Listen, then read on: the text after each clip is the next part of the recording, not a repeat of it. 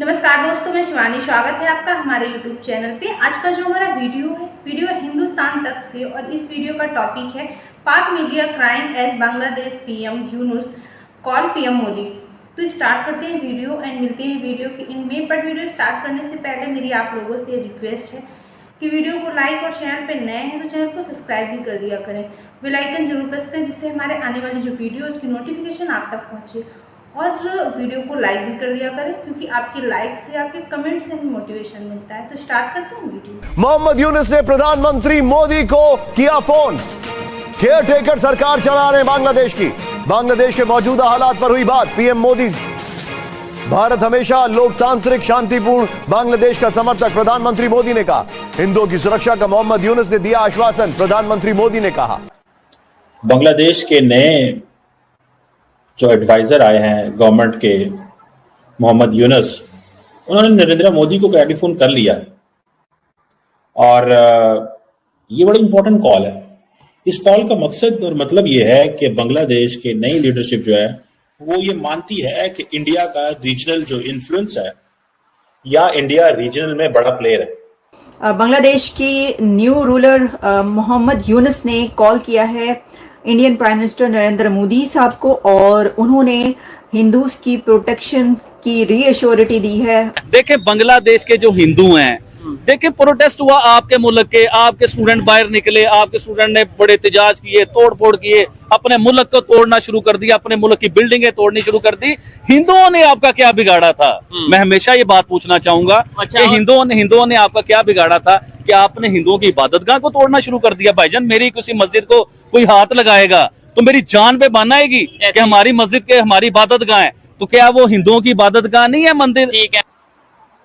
अब देखना यह है कि नरेंद्र मोदी का जो मैसेज है डॉक्टर मोहम्मद यूनुस को, वो बड़ा क्लियर है और मैसेज सिंपल सा कर दिया है कि माइनॉरिटीज़ का ख्याल रखें, हिंदूज का ख्याल रखें। और इस सेंस में आप ये समझ लें कि उन्होंने बेसिकली उनको जैसे नहीं कहते आप डांट दी है, मैं तो इसको ऐसे लूँगा। उन्होंने फ़ोन किया है गुडविल। ये फ़ोन नरेंद्र मोदी को करना चाहिए था लेकिन उन्होंने नहीं किया, और भी दुनिया की लीडरशिप ने किया है, लेकिन नरेंद्र मोदी ने फ़ोन नहीं किया। फ़ोन किया है और उन्होंने यही कहा है कि जी हम जो केयर टेकर गवर्नमेंट है उसे इंडिया की कंप्लीट सपोर्ट देते हैं, और हम ये समझते हैं कि बांग्लादेश अपने अवाम के लिए, लोगों के लिए सही फैसले करेगा, जो मोटे मोटे लफ्ज़ होते हैं। लेकिन इंडिया ने कॉन्टीन्यूसली एक लफ्ज़ जिसको अपनी डिक्शनरी में डाल लिया है, वो ये है कि दुनिया में जहाँ पे भी हिंदूज मौजूद हैं, इंडिया उनके बारे में बात करेगा। ये है वो चीज़ जो नरेंद्र मोदी ने शुरू कर दी है। और ये आप देख लें, बांग्लादेश हो, अफ़गानिस्तान हो, और भी कोई मुल्क जहाँ पे दुनिया में होते हैं, अमेरिकन हों, उसके बाद ऑस्ट्रेलिया हो, बरतानिया हो, इंडिया बड़ा खुल खिला के इसके ऊपर जो है वो बात करता है। और आई थिंक समवेयर जो बांग्लादेश का फॉरेन ऑफिस है, उन्होंने एडवाइज किया है डॉक्टर मोहम्मद यूनुस को कि नरेंद्र मोदी को कॉल करो। वो इसलिए एडवाइज किया है बिकॉज उनको पता है कि हमने इंडिया से बहुत कुछ लेना है, हमने इंडिया से बहुत कुछ लेना है। देखिए, जिस मुल्क की कम से कम 12-13 अरब डॉलर बायलैटरल ट्रेड हो, 12 अरब डॉलर की इंडिया 13 अरब डॉलर की ट्रेड हो, और जिसकी पोटेंशियल ट्रेड की 17-18 अरब डॉलर हो। 2022 में India Bangladesh trade was around 17-18 Arab dollar. आप क्या समझते हैं कि ये isn't it an important partner? And आपको पता है बांग्लादेश जो है वो कॉन्टीन्यूसली डिपेंडेंट है इसेंशियल आइटम्स के लिए। बांग्लादेश की जो ज़रूरियात हैं वो ये है कि इसेंशियल आइटम, मतलब आटा, चीनी, घी, वेजिटेबल्स, फ्रूट्स, इस सब के लिए बांग्लादेश डिपेंडेंट है। एंड देन सबसे बड़ी बात जो बांग्लादेश की वो जिसे कहते हैं ब्रांड है, गारमेंट इंडस्ट्री, वो ये कहती है कि हमें तो रॉ मटेरियल चाहिए इंडिया से, पर्टिकुलरली कॉटन, और अगर हमें इंडिया से कॉटन नहीं आती तो फिर तो गए। अब क्वेश्चन ये आता है कि ये जो ये जो मैसेजिंग वो कर रहे हैं नरेंद्र मोदी, वो बड़ी क्लियर मैसेजिंग है कि हमें जो है वो एक सेफ बांग्लादेश चाहिए, एक ऐसा बांग्लादेश चाहिए जो इंडिया के लिए किसी किस्म का खतरा ना हो। लेकिन नरेंद्र मोदी कहते हैं हम डेमोक्रेटिक बांग्लादेश चाहते हैं, हम फौज का और मोहम्मद यूनुस का और जमात इस्लामी का, बांग्लादेश नेशनल पार्टी का और ये जो स्टूडेंट यूनियन है इनका गठजोड़ नहीं चाहते। This is what he is saying. So वो डेमोक्रेटिक बांग्लादेश की बात कर रहे हैं, not what is at the moment. It means Narendra Modi कह रहे हैं इलेक्शन करवाओ और पावर ट्रांसफर करो। वो जो पावर ट्रांसफर होगी उसमें जारी बात है जो सिचुएशन सामने आती है वो ये है कि सारी की सारी एक जो इलेक्शन होगा उसमें हसीना वाजिद की पार्टी भी इलेक्शन हिस्सा ले सकती है। टीयर 2 आ सकता है, टीयर 1 पकड़ा जाता है, टीयर 2 उनका पकड़ा जाता है, तो टीयर 3 तो मौजूद है ना, अभी तक उन्होंने उनकी पार्टी को बैन तो नहीं किया। सो ये जो इंडिया जो है वो बांग्लादेश के अंदर जमहूरियत को सपोर्ट कर रहा है। बेसिकली वो मोहम्मद यूनुस साहब को कह रहे थे कि I don't want to see you on this office, मैं आपको इस ऑफिस में नहीं देखना चाहता। In other words Narendra Modi ने बड़ा क्लियरली ये कह दिया।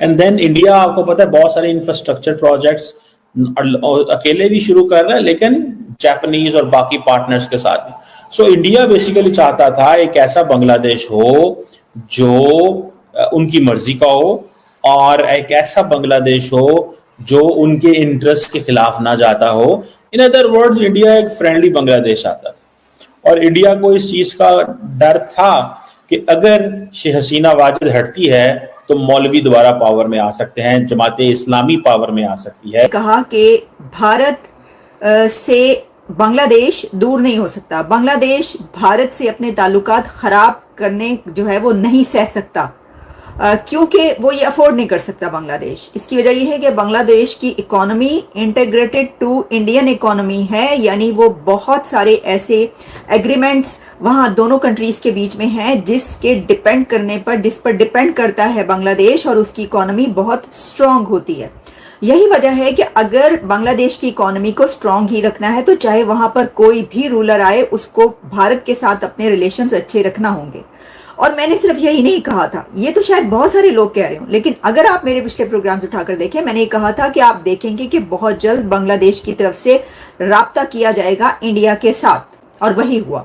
इंडिया के साथ राब्ता किया गया है और ये राब्ता कोई छोटी खबर इसलिए नहीं है कि ये पहला बड़ा हाई लेवल कॉन्टैक्ट है बांग्लादेश की नई इंटर्म गवर्नमेंट का किसी और गवर्नमेंट के साथ, किसी और कंट्री के साथ। तो बांग्लादेश में जो पहला रूलर उस सब प्रोटेस्ट और एक जो कुछ हुआ हसीना के आउट होने के बाद, तो जिस कंट्री से उन्होंने कांटेक्ट किया है वो इंडिया है।